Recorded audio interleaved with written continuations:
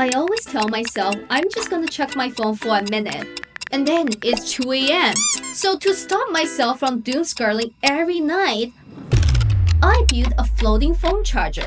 When I plug it in, it rises to the ceiling, out of reach, out of mind. And here's how I made it. I'm building a company, launching products, and burning out.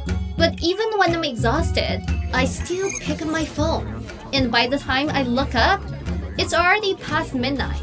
Again, doomscrolling became this habit I just couldn't break. Then one night, I stared at the ceiling and thought, what if my phone could just float away from me? I started sketching the idea. Let's make it happen. I built a hoister system using a DC motor, a ceiling pulley, and a simple Arduino. Then I 3D printed out parts and wired everything up. For the charger, I used a magnetic pad so the phone could snap on and stay secure. The first test, not smooth. The motor jittered, the pulley slipped, but it moved. And when I saw this little prototype rise up for the first time, that was the moment I realized this might actually work. I didn't want it to feel like just another tech gadget. I wanted to feel magical. So I borrowed the idea from Pixel's app.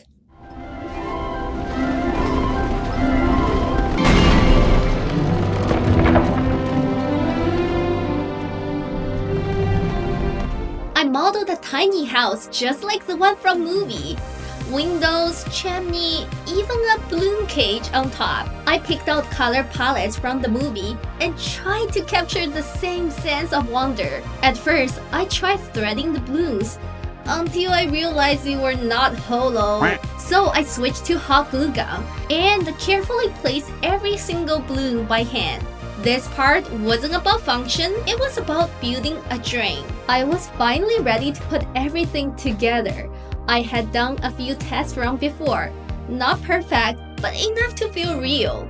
I assembled the hoisting system and glued the balloon cage on top. I was so excited to test the whole thing, fully assembled for the first time. I set it up, plugged it in, and held the bottom gently, just in case.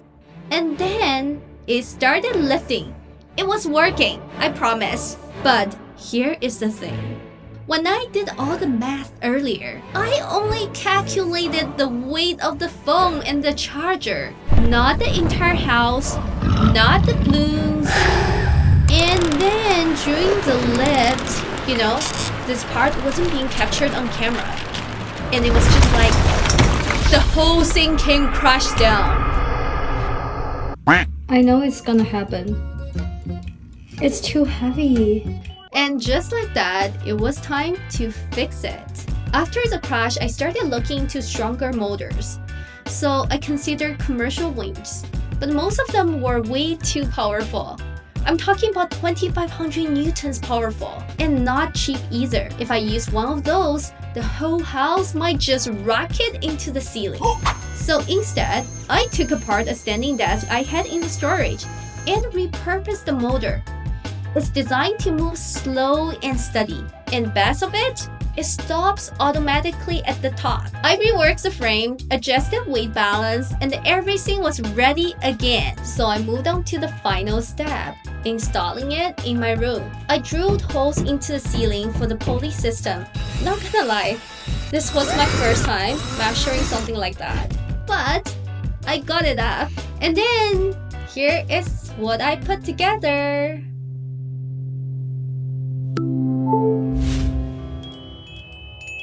That night, I didn't scroll, I didn't open TikTok, I just went to sleep for the first time in many weeks without phone.